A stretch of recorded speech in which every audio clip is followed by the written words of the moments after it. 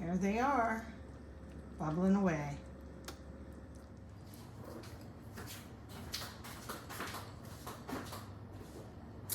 Good afternoon on this hot day.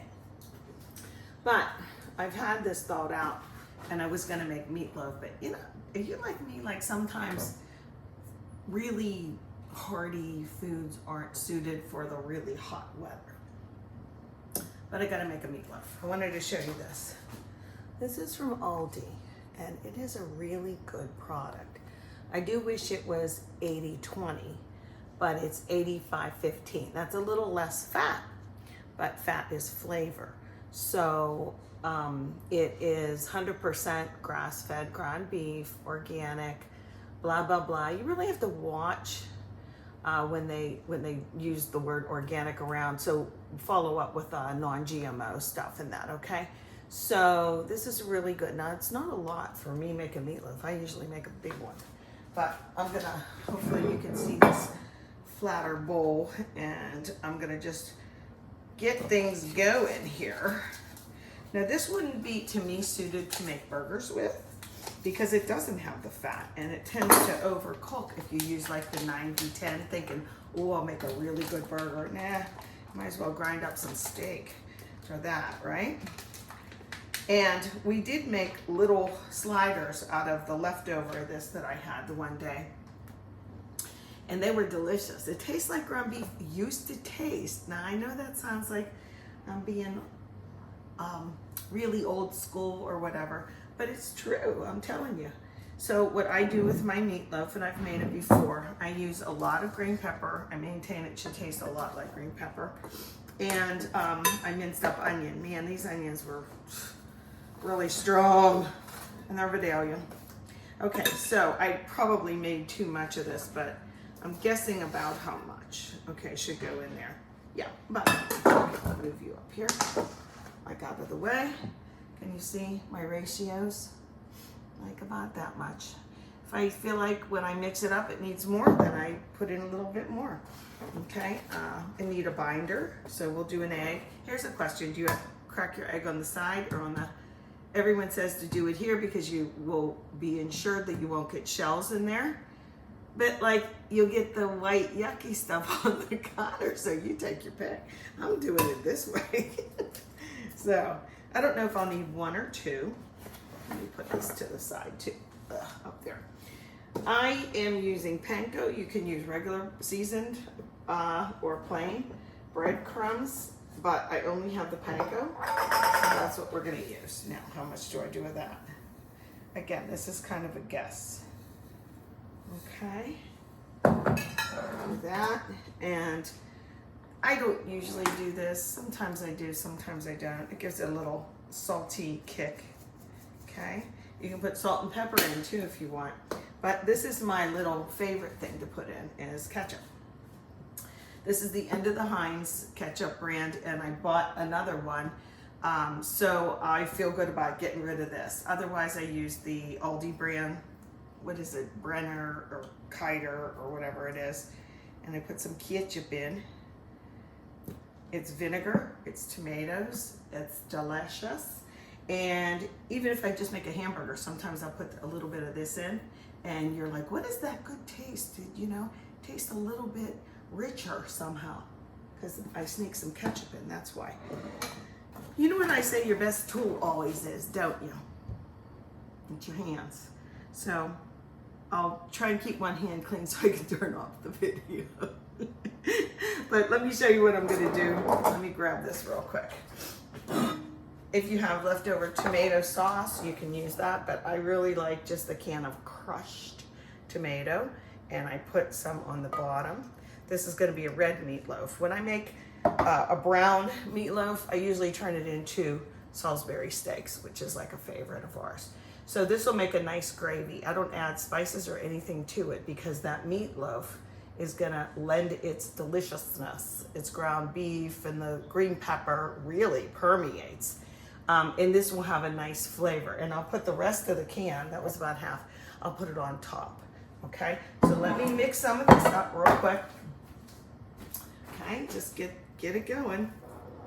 Because you can like sense with your hands. And I do this, ready? And then I go like that. Then at first I have to squish it. So let me squish it and pop the egg, get that in there.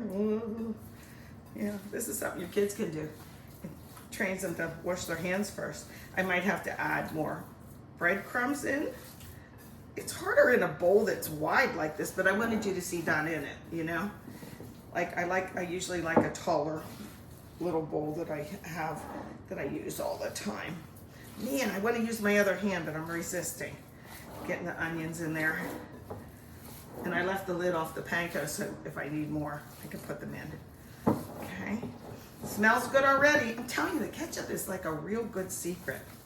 I might use another egg because there's not a lot of fat in here. It'll hold together, but just to ensure, I like that binding agent of an egg, you know? Let me get a mess. One-handed meatloaf, let's go. Do you put your meatloaf in a loaf pan? Thus a meatloaf? I don't. I don't like it in a loaf pan. It doesn't, like, you don't have enough gravy like that.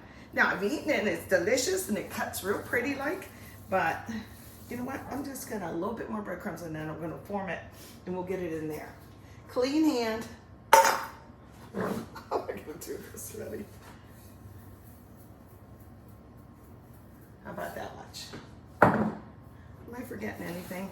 Like I mentioned, I don't put oregano or anything in like that. If you want to make an Italian meatloaf, you can use those seasoned breadcrumbs. I don't know. This is how I like it.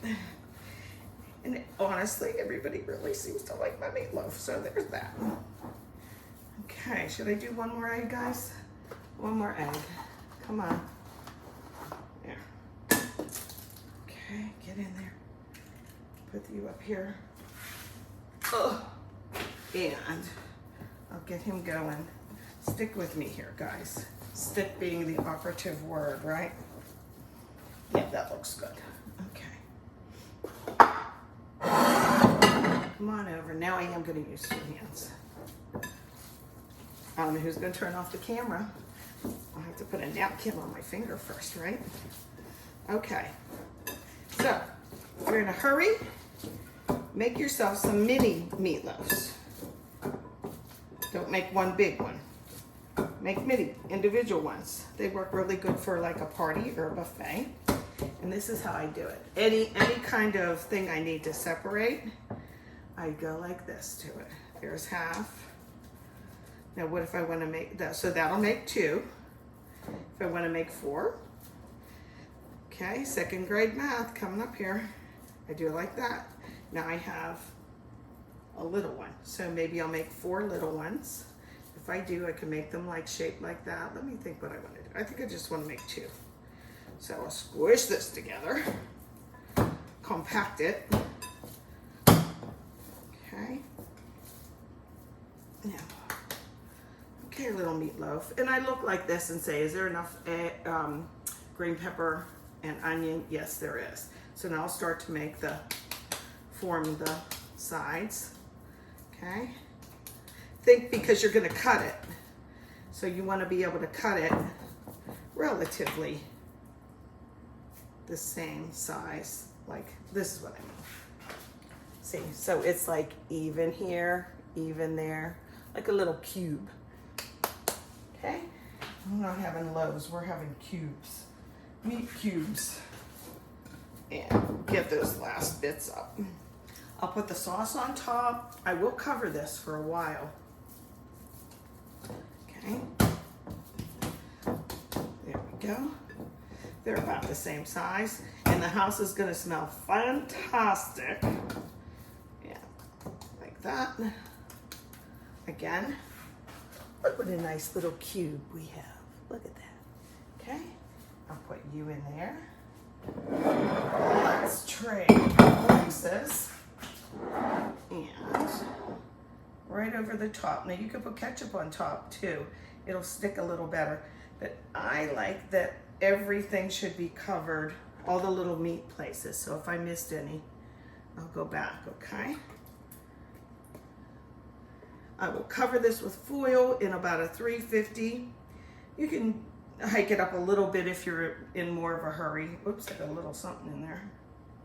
think of the paper from the lid. And that's it. You want more, you want some grated cheese on it, that's fine too. But this is gonna make a really yummy, yummy meal. Okay? Let me turn off the camera. Can you hear my flip-flops? Must be summer. So here it is. We decided not to have meatloaf that night. We went out to dinner instead. And I had made two. Remember, I made two little guys instead of one big one? Oh, here it is. Let's see, it's about that big. I took this one out and sliced it down on a cutting board, and that way we could make it as thin or as thick as we want. And I gave it a little sneaky taste, and it was quite delicious. And I'm gonna put some sauce in there also, and then just microwave it the rest of the way to get it warm again. We're gonna have a little salad, and of course we'll have some mashed potatoes, which we're on, and some corn and whatnot for a nice dinner. And I think I have some rolls in there. But I wanted to show you, you know, you can make it ahead of time and then slice it down and heat it up like that, or put the whole thing back in the oven on low. If you're having company, you won't be fussing and wondering, is it finished? Is it done? Is it done? You can make this actually ahead of time, and I think it even tastes better, the sauce, the next day. So I'm gonna get busy and get some sauce in here, and then we're gonna have our little meatloaf dinner. Thanks for watching. There they are, bubbling away.